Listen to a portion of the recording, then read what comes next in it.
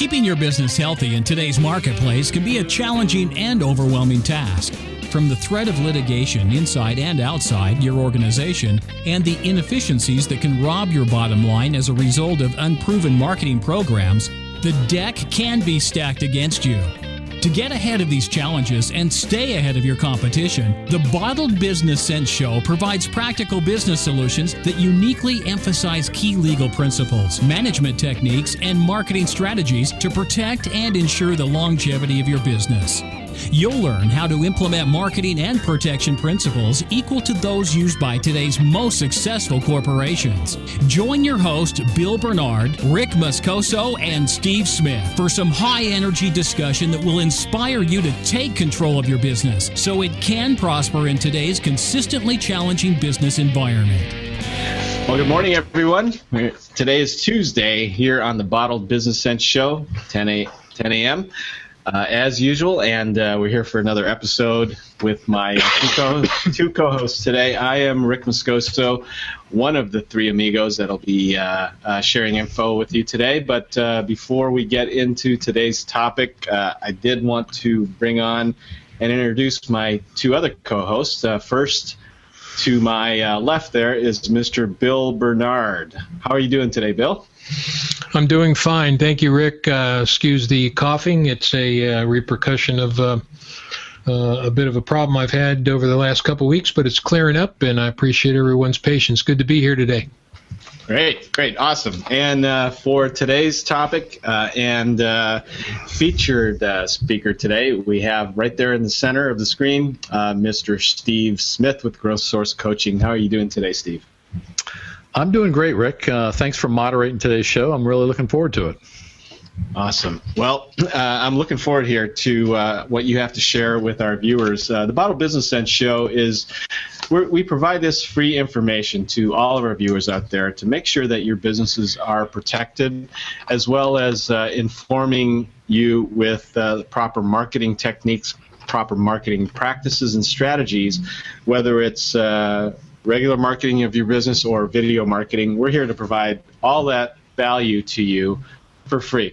And so feel free to connect with us on social media. Send us an email if you have any questions after the show. We'll respond as quickly as possible. And you can send that to bottledbusinesssenseshow@gmail.com or reach out to us on Twitter, Facebook, or Google+. We also simulcast this show, obviously, here on the bottledbusinesssenseshow.com, as well as blogtalkradio.com/Bottled Business Sense Show. So with that being said, today's topic is we're going to share with Steve's expertise, and he's going to share with us how to create a more productive workplace. And sometimes to a lot of business owners out there, it's kind of a mystery to them how to do that when you're just, so share your expertise with that. I've had more than one client say good luck with that. So this ought to be good. So what kind of tips do you have for us, Steve? Well, before I unload with the tips, let me just set the stage for what happens, okay? For most any business that has an employee base, a staff, something like that, it's likely that your most expensive investment in your business are the people. And when everybody's working collaboratively together, they're productive, they're all focused and aimed in the right direction, businesses can accomplish remarkable things.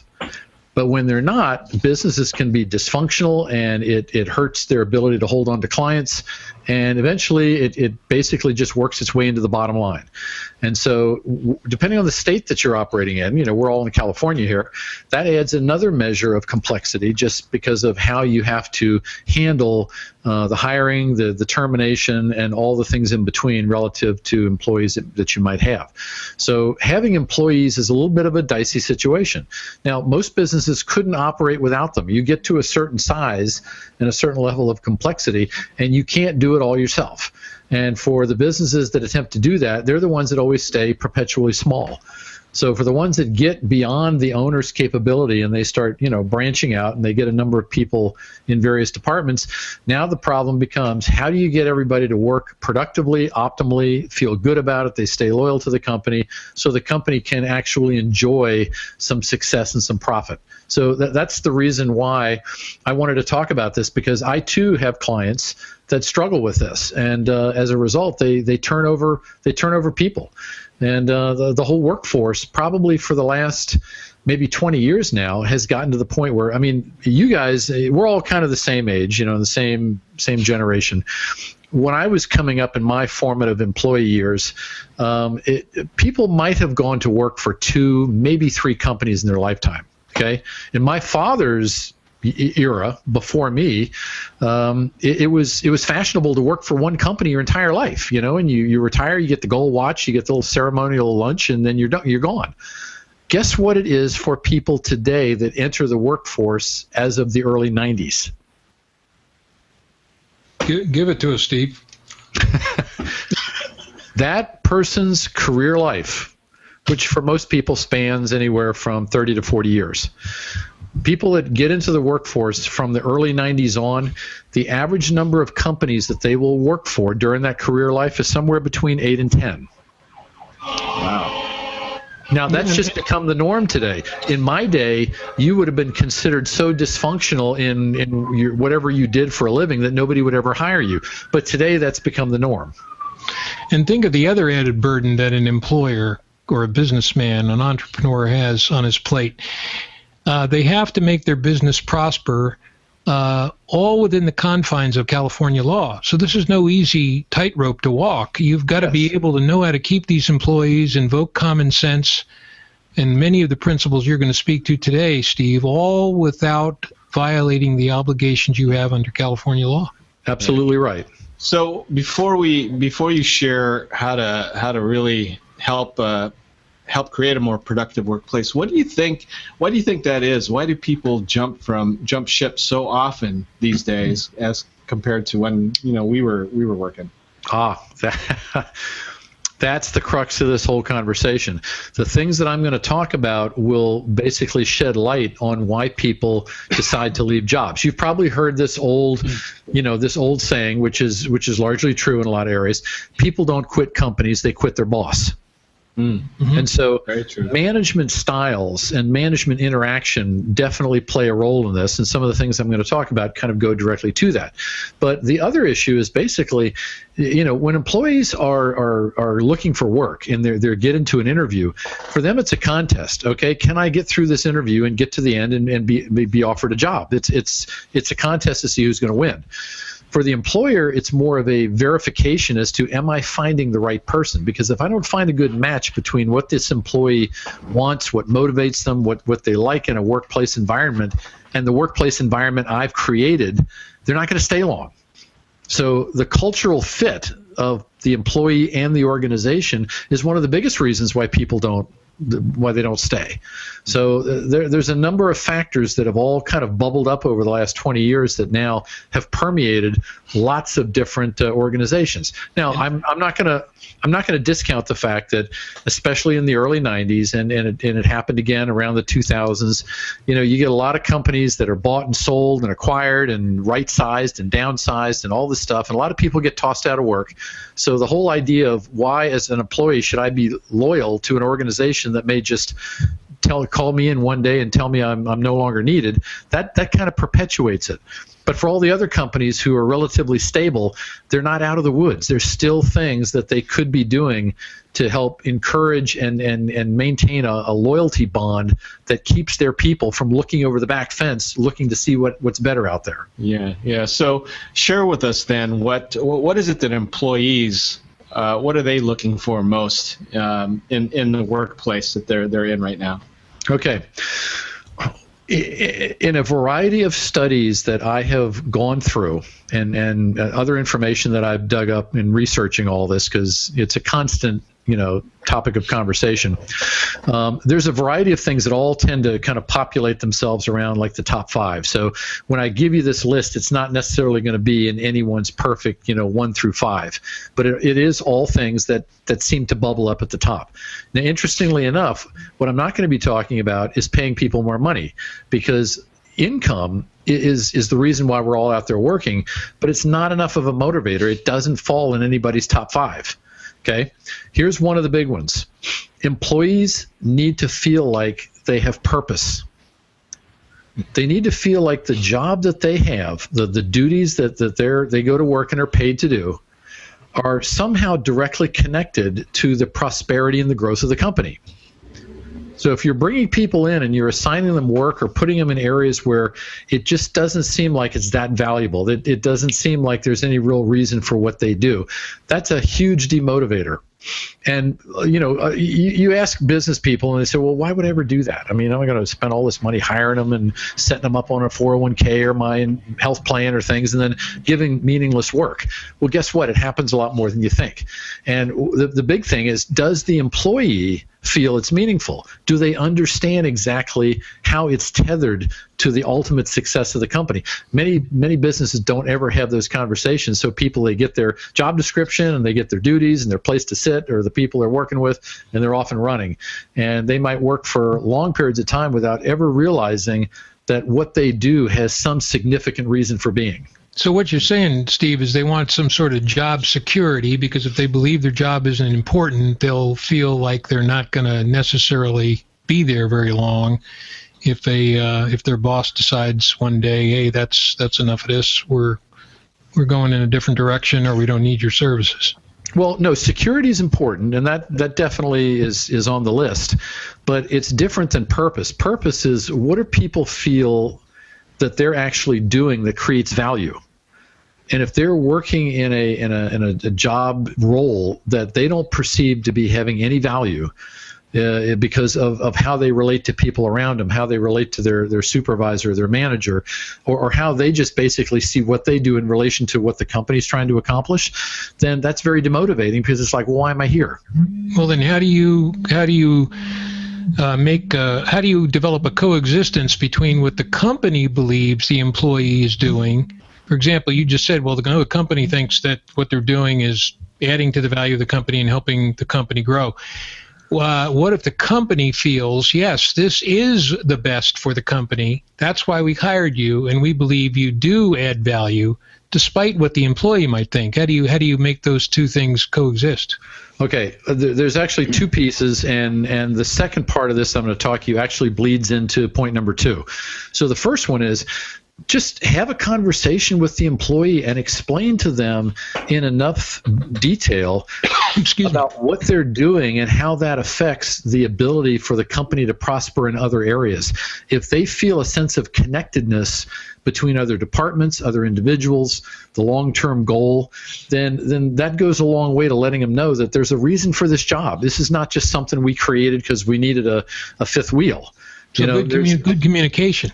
Yeah, good, clear communication to let people know, look, there's a reason for this job. On the surface, it may not look like much, but for this reason, this is why we need this, and this is why we brought you in, hopefully to make this thing a real star-performing position. So that's number 1. Number 2 is more ongoing in nature, and it's called positive feedback and appreciation. You'd be amazed at how many managers or business owners have real difficulty dispensing positive feedback, simply saying thank you to people for doing a good job, or instead of looking around to find all the things that an employee might be doing wrong, looking for things they're doing right.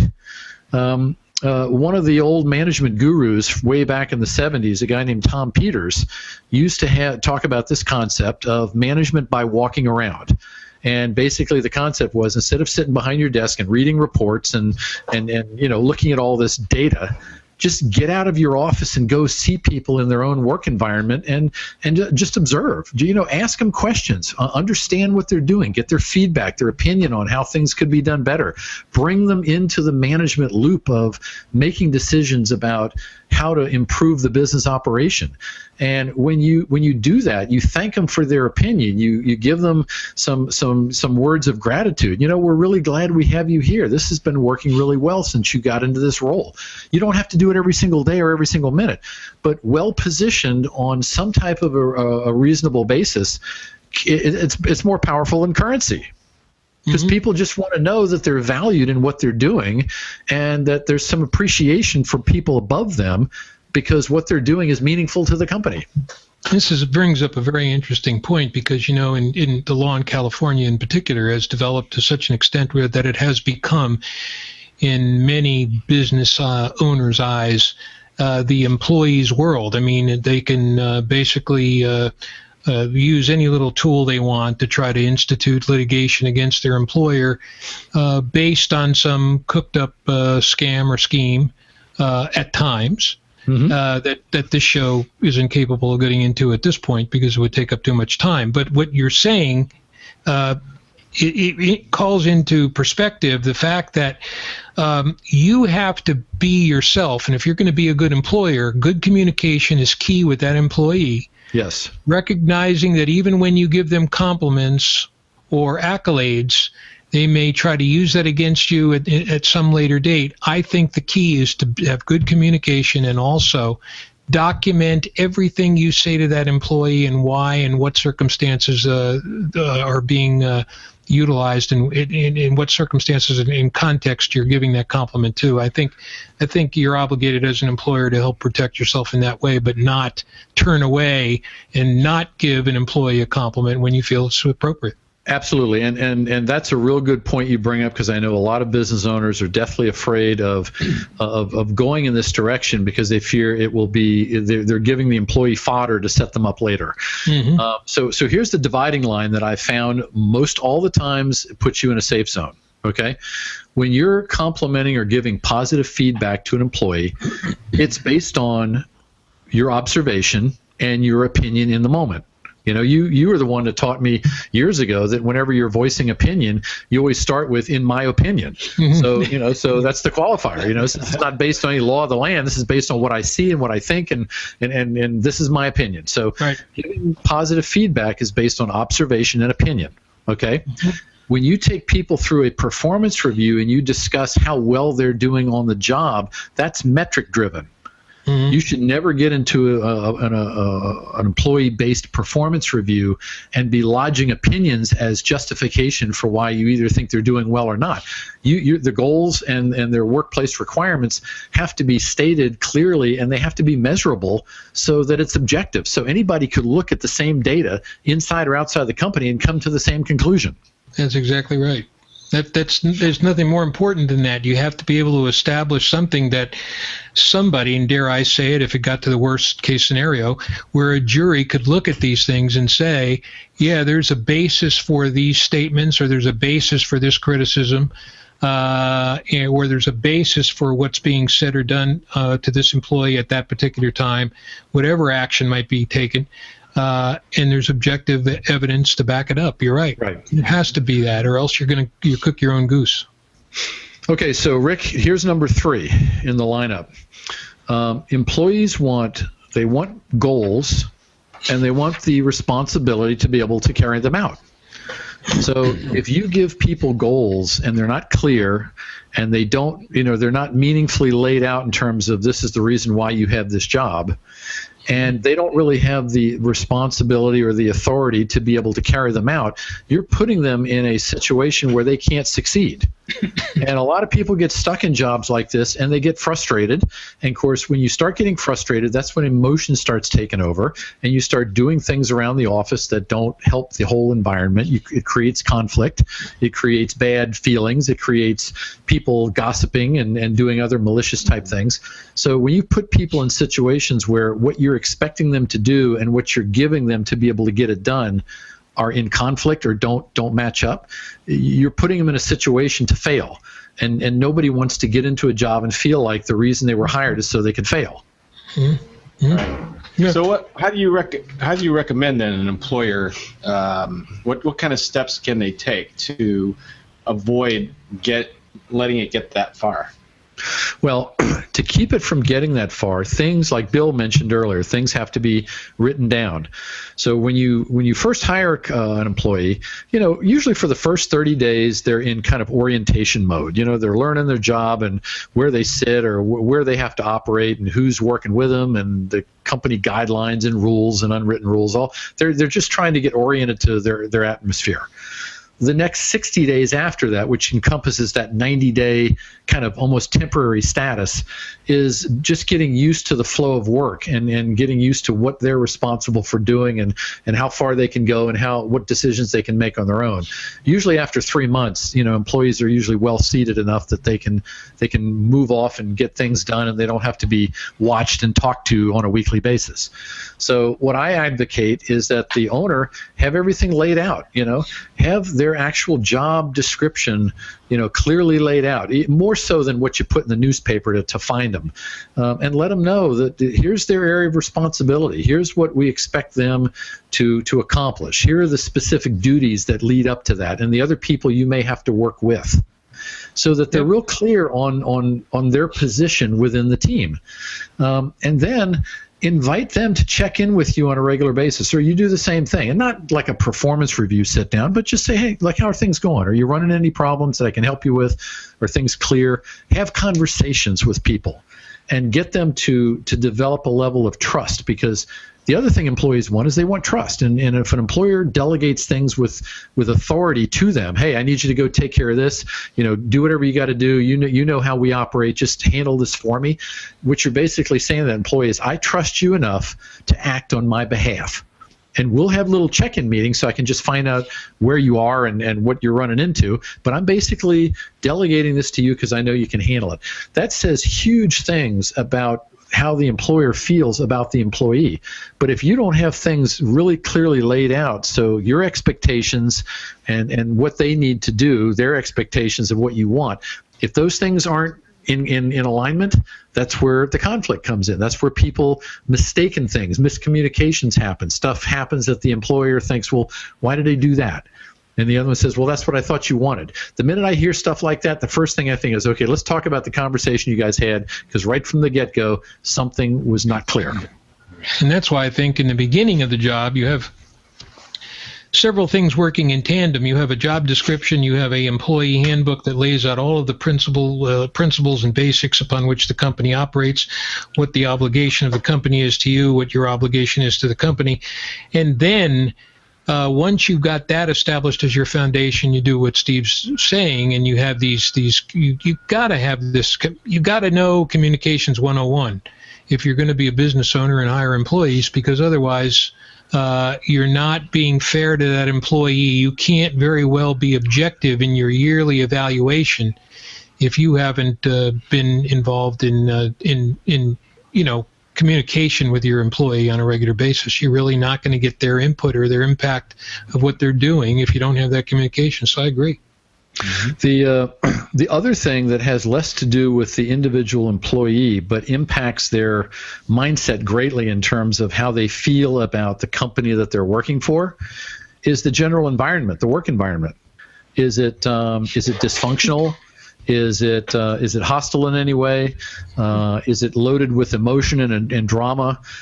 Is there a lot of infighting or backbiting or any of this other kind of thing that causes people to just want to run and hide? That permeates a lot of organizations, big and small. And unfortunately, employers or supervisors or department heads, whoever you want to, talk to. If these folks don't recognize that and get all the parties to be in one room and say, look, let's hash this out and let's all get on the same page in terms of what I expect and what everybody else should expect, and you don't have everybody leaving the room with the same message, what it does is it gets worse. And one of two things happens, which always causes employers to scratch their heads. One, people that are really highly valued because they do their work really well, they're the first ones to leave. because they respect themselves and they value their own work well enough to know that they're not going to put up with that kind of an environment. So they find another job and go someplace else.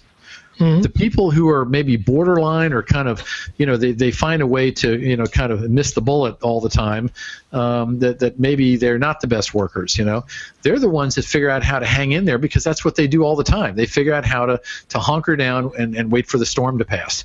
So you end up, by allowing dysfunctional work environments, you end up purging your own workforce. The problem is you're getting rid of the wrong people. Yeah.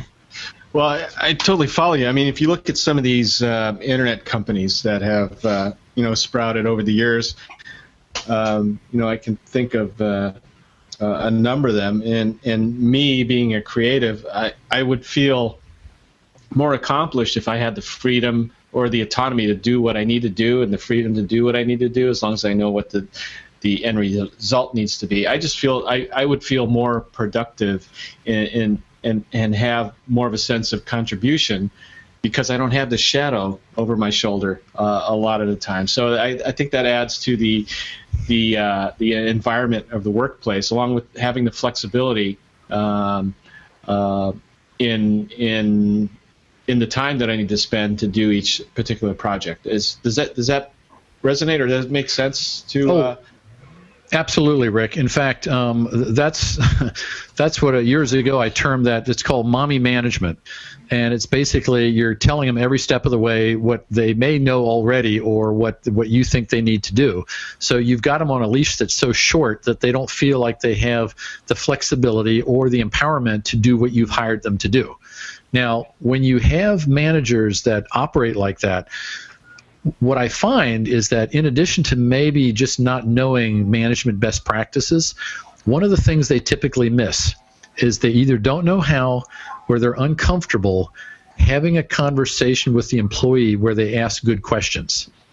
Typically, when they have a conversation from their point of view, it's sitting the employee down and talking to them nonstop for 30 minutes until they feel like they've gotten the message in and the employee can't possibly not understand. What they really should be doing, they should be asking questions to find out what the employee's thinking. You have this responsibility. Were we clear about what my expectation was? If we're not, let me know, and I'll be more than happy to go over it again. And so you go over it again, and then you say, okay, do you understand why this is important? And let them give you their feedback, because what you're really trying to do is figure out from a psychological and an emotional standpoint, have they bought into your direction? Do they fully understand why it's important for them to not only do this assignment, but do it well? And do they realize that if they decide to blow it off or shortcut it or do anything that's going to cause the outcome to be less than what's needed, do they realize there's consequences for that? And, you're going to have to approach people at different levels, because some people are very good. They get things really quick. They're very loyal. They think a lot of their own performance. So they're just going to run out and do it right the first time. So those are easy people to manage. The ones that don't seem to get it or don't seem to have the ability to rise to the occasion and change behaviors that are causing problems, those are the ones you have to have more meetings with. But in all cases, it's not how much you talk to them or talk at them. It's how much you talk with them. And the only way to do that is to ask questions to find out what's in their head. And by the way, when you have the meetings with with employees, especially problem employees, if they get to be what you might call problem employees, I would always urge the employer out there, the entrepreneur who we try to help every week, to have a independent third witness present. It's very, very important to make sure you have somebody who's present, and you can always couch it in a manner that you want to make sure communication is clear. Communication is important. You want to make sure that the employee is understanding everything that's said, and Joe or Mary is here to help, because they're your more immediate supervisor, and they're going to make sure that things are carried out the right way. We're here to help you guys too. We don't want to make you feel like it's all to protect or help the employee and not the employer. But in order for you to help yourself, you're going to have what Steve's been advocating, I think, and that is good communication skills and a good rapport with all your employees. The rapport's got to be there. You've got to use the good communication skills, principally asking good questions so that you can get verification of what they know and what motivations are working on their behalf to get the job done. But it also, having these communications tells you a lot about, how the employee views things. And you'd be amazed at when people have certain viewpoints about things, how that can color reality for everybody else. And if that's an issue, figure it out early. Don't let a whole bunch of time and important assignments go by before you decide, okay, maybe there's something else afoot here. So you really need to understand what motivates and what drives your employees and how they view things so you can direct them and support them and get the most out of them. Right. I have one final comment, and then we'll get a recap from Steve. But it sounds like to me then a really good, effective employer really needs to be open-minded and also have or promote a level of transparency to their employees, right? Yes, absolutely. Yeah, I would say that's got to be a foundation, because if people feel like when they go to you with a problem or they go to you with a situation or an observation or something that they feel you should know about, and it's going to be an ugly meeting as a result of that, people are going to just stop telling you things. And that's the absolute worst, because you talk about being isolated. If you're walking through a company and nobody wants to speak to you about anything, you have got a big-time organizational problem going on there.